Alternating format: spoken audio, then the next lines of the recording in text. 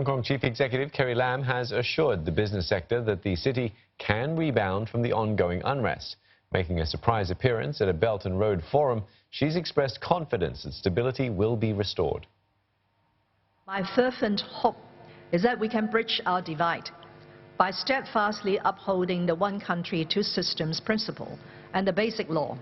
And through the concerted efforts of the government and the people of Hong Kong, we can find our way back to recent discussion, to the social stability essential to the long-term stability and prosperity and well-being of us all.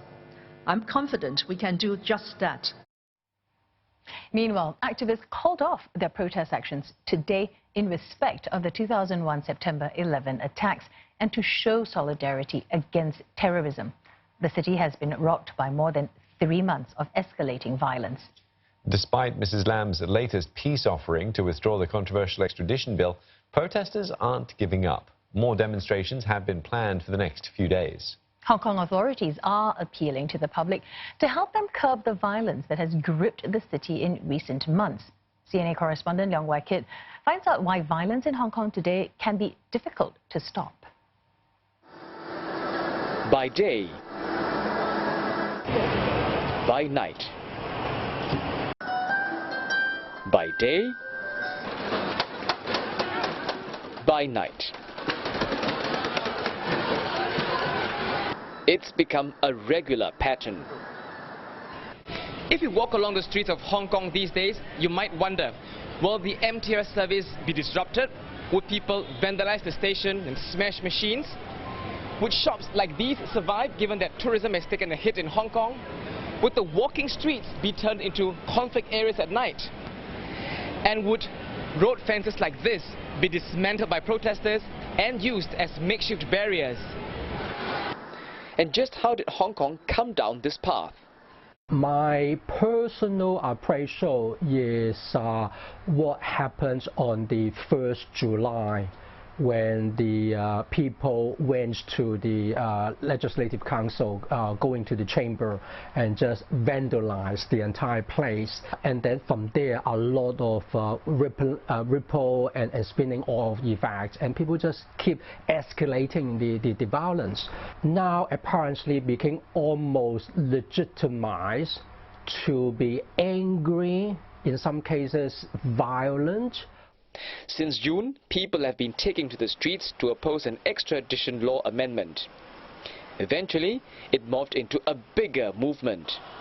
People started making 4 more demands, including an inquiry into police brutality and universal suffrage. Violence also became a regular feature amid the largely peaceful rallies. But Hong Kong leader Carrie Lam says these violent demonstrations have gone beyond the 5 demands. The first priority in order to achieve the objective of bringing peace and order to Hong Kong is for all of us, all people of Hong Kong, to say no to violence. But this repeated plea has so far fallen on deaf ears. Radical protesters, mainly the young, still take to the streets. It's a no turning back journey. I've done so much already, why not?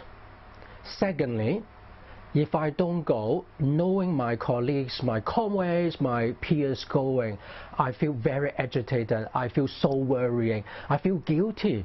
Of course, I will go again. This prompts me to ask, can violence be addictive? Especially when the protesters believe that they've succeeded in getting the government to make a concession. You may be right, because violence in the present context could be almost like gambling.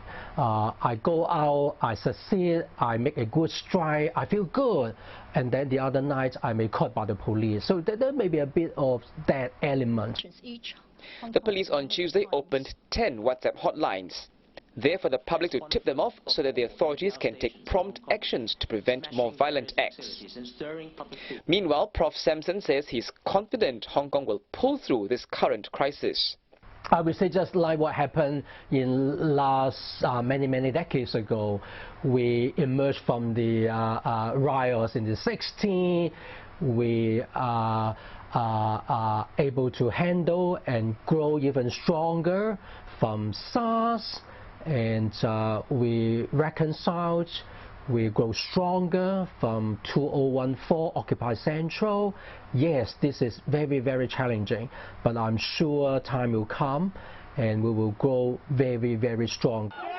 With Mrs. Carrie Lam's plea for people to say no to violence, more proactive channels for the public to help curb it, and continued police presence, it's hoped that violent protests can soon fade away for the city's strength and resilience to shine through. Leung Wai Kit, CNA, Hong Kong.